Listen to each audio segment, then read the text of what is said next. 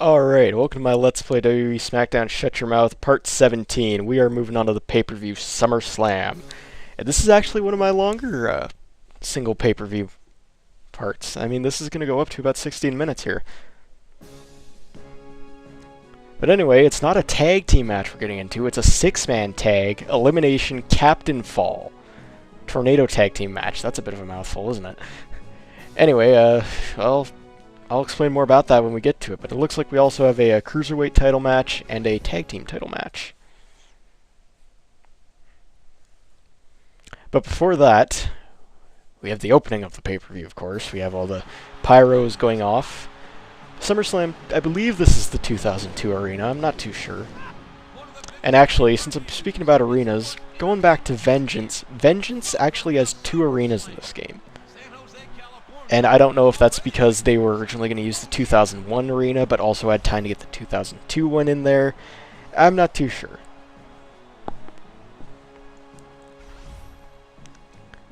Someone told me I would be sorry that I crossed them. But now look at the one who's sorry. Is it going to be me? I don't think it's going to be me. Punishment I deserve if I lose the match? That's only if I lose this match. Alright, let's talk to Al Snow. This time I don't really have any problems, so I don't need to tell him that. I think I do anyway, though. We'll find out. Well, I'm not in a slump, that's for sure. I'm doing well. Alright, he's looking forward to my match. I'm looking forward to my match, too. It's a elimination, six-man, Captain Fall, Tornado Tag Team match. God, that is such a mouthful. But let's get on with the title matches first. Do the APA win? I hope they do, but I don't think they do. Nope, the Un-Americans still retain. What about the Cruiserweight title? Will Tajiri retain? No, it goes to Jeff Hardy instead. But now we have this big match. We've seen everyone in here enter before except the Big Show, and he's my other partner here. Which is fine, I mean, it doesn't hurt to have a 7-foot-tall giant on your side. But, yeah, the rules of this match are as follows. First off, it's a Tornado Tag Team match. So that means everyone's in the ring at the same time, all six of us. It's going to be a clusterfuck. Second of all, it's an elimination match. That means you have to eliminate your opponents rather than just pinning one of them to get the win. That makes it a bit easier, not incredibly easier, though. Finally, it is Captain Fall. That means each team has a captain. If the captain gets pinned, that means it's over. That means that team loses. I'm the captain of my team. Steve Austin is the captain of the other team. So if I were to get pinned or if I tap out, that's it. We lose. Same goes for if Austin gets pinned or taps out. He loses. I'm not sure if there are disqualifications in this match. I think there are. But there's definitely no countouts. As always, in the WWE, rules subject to change. They're always changing rules to fit one storyline or another. Booker T. Something about Booker T here. He technically has two entrances in this game. This is a standard one, and the other one's an unlockable one. When he goes and does his pose with the pyro, it accidentally launches him forward far into the ring. It's pretty amusing, actually. I don't have it unlocked at this point, but I do unlock it at some point. I don't think I ever put it on him, though. Big Show has two entrances, too, actually. One of them's his NWO entrance, because, you know, when the NWO came back to the WWE, the Big Show eventually joined them. Like, it started with Hulk Hogan, Scott Hall, and Kevin Nash, and then X-Pac got added in. Scott Hall got fired, and then Shawn Michaels and the Big Show joined. Then Booker T joined, and Booker T got kicked out, and that's as far as it went. The 2002 version of the NWO, it was pretty bad. It was pretty damn bad.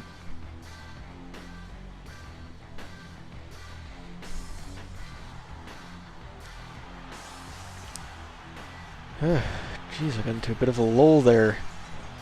Starting to lose my voice a little bit. This will definitely be the last part I record, or record a voiceover for. I think I need to do some editing for the other parts anyway.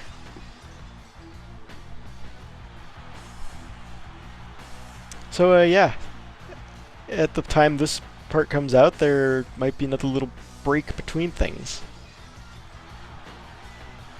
But, you know, I might also have things all recorded and ready otherwise.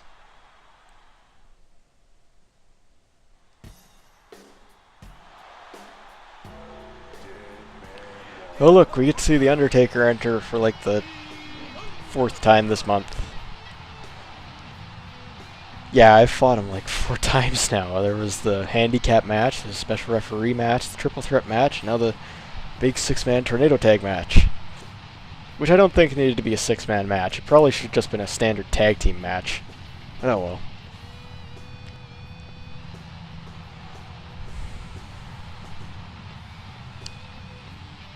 Oh, wow. I'm running out of things to talk about. Well, let's talk about the guys in this match. We got Booker T, The Big Show, and Steve Austin I haven't gone on about yet. Start with the big one, Steve Austin. Bar none, he is one of my favorite guys ever.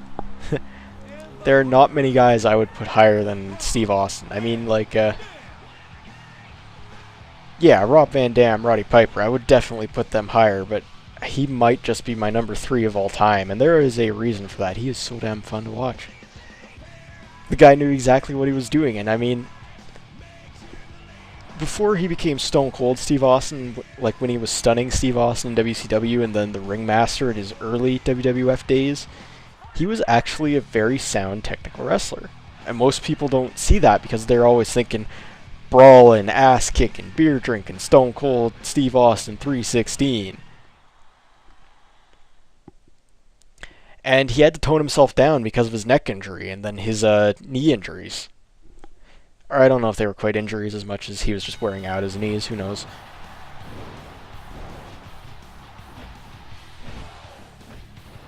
Anyway, as you can already see, this is a big clusterfuck. It's really hard to see what's going on. I was dealing with The Undertaker, but Rob Van Dam said no, and then Big Show and Booker T all decided to walk away from me. You can tell who the captain is by the, you can see a little diamond type thing over their head. I'm the captain in my case, Steve Austin's the captain in their case.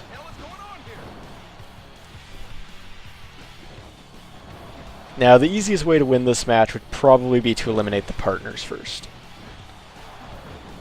Because, you know, even though it's 6 men and it's even, it's very easy to lose track of the guy that you're facing. So let's say Booker T was going to pin Rob Van Dam over there, and Big Show's dealing with Austin, and I'm dealing with The Undertaker. We'll say the Big Show's got Austin complete. That's nice, RVD. But let's say the Big Show's got Austin locked down. So we'd have nothing to worry about there. But if I let up on Taker for just a second, he would automatically turn and try to break RVD out of the pin. That's why submission moves are kind of helpful in these matches, because you don't have to worry about them being broken up. And that's also why they're so incredibly broken in this game. And for most of the later games, until all submission moves that could make someone tap out were given a struggle type thing. Which is the way it should be, honestly. Even if the system's shit, it's the way it should be. And the system was shit for a long time. I forget what they called it. It was like a struggle submission moves or something like that. It was really stupid. Breaking point is a much better way to do it.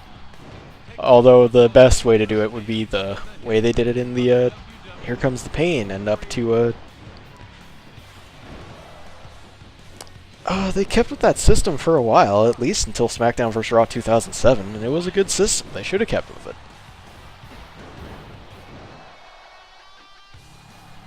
But anyway, like I said, Austin, he is one of the biggest names in sports entertainment history. Like, the only guy I'd put above him is Hulk Hogan. There are definitely guys who are very influential in the business, like Bruno Sammartino, like Bob Backlund, like Lou Thez. But wrestling didn't really pick up till Hulk Hogan, and it got into another boom period with Stone Cold Steve Austin. Yeah, guys like The Rock and Bret Hart and Shawn Michaels and The Undertaker were all big names, and even extending it to now, John Cena as well, but no one's going to come close to Hulk Hogan or Steve Austin. It just won't happen. Now, I do like how Booker T and Rob Van Dam are brawling on the outside of the ring. That makes it a little easier on the inside. Okay, I believe I'm going to get the pin here. No, Austin, no! I almost had Taker gone. It was almost a 3-on-2 handicap match. Now, I believe when someone's eliminated, they just go and stand on the outside of the ring. They don't move at all or do anything. In Battle Royals, that happens too. Although if you get eliminated and you go stand on the outside of the ring, you are free to walk around as much as you want. They are too, but you know, they just don't. They're programmed not to. So I could go walking around. I can't get back in the ring. That's one thing I can't do. But I could easily, like, reach under the bottom rope and grab someone's leg and kind of screw them up. So I could distract the referee. I could, like, fuck over Steve Austin. By the way, he does have a stunner in his actual moveset, so don't worry, I didn't get a finisher thrown on me there. Oh, the STF. I got a little worried there. I thought I was going to tap out. Oh, someone's getting a finisher. Oh, Taker's getting choke slammed by the Big Show. But he didn't pin him, and I don't know why.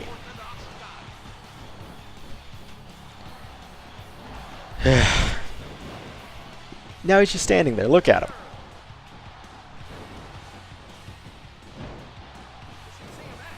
This match definitely goes on for a little while. Although we are getting closer to the end here, so someone's got to be eliminated soon, I'd say.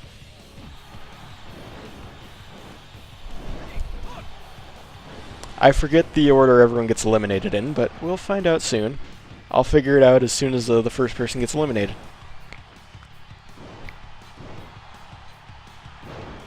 Ooh, will it be The Undertaker after that frog splash? Yes, it will. The Undertaker's the first one out. It was a nice frog splash. Oh, Austin was almost rolled up there. They almost lost. But we have the advantage now. It would be pretty hard for us to screw this up and lose. Oh, but Austin's still got some fight left in him. Does RVD? I didn't go for the pin right away because, you know, I thought Austin was getting pinned there. But they got two guys on him, so they can definitely handle him while I get rid of RVD. That's 2 eliminations for me now, and now we just got one guy left. It's a 1-on-3 match against Stone Cold Steve Austin. He's got to be hating life right about now.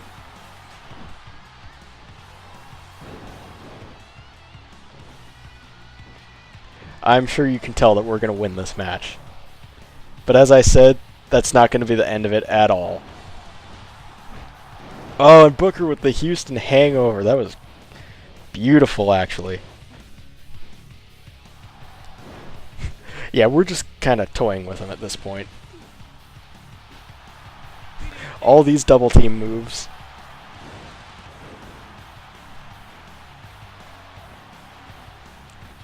Just ain't fair to him, is it? Oh, and he's getting the choke slam from the Big Show. Yeah, we got this one in the bag. Oh, but Booker T going for the cover. Oh, well, we're all among friends here. But yeah, like I said, this feud is going to go on for months. This Flair versus Vince feud, it goes on for a long time.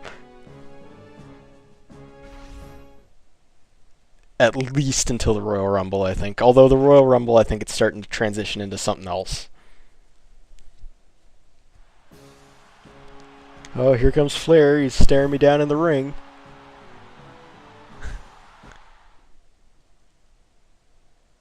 What's going to happen? Oh, I'm getting him out of there. I can do that to the owner, Because he's only the half owner, and he's not even the owner of my brand. I can do what I want to Ric Flair. Now, if it was Vince McMahon, yeah, there would be all kinds of negative repercussions to worry about, but for Ric Flair, none at all.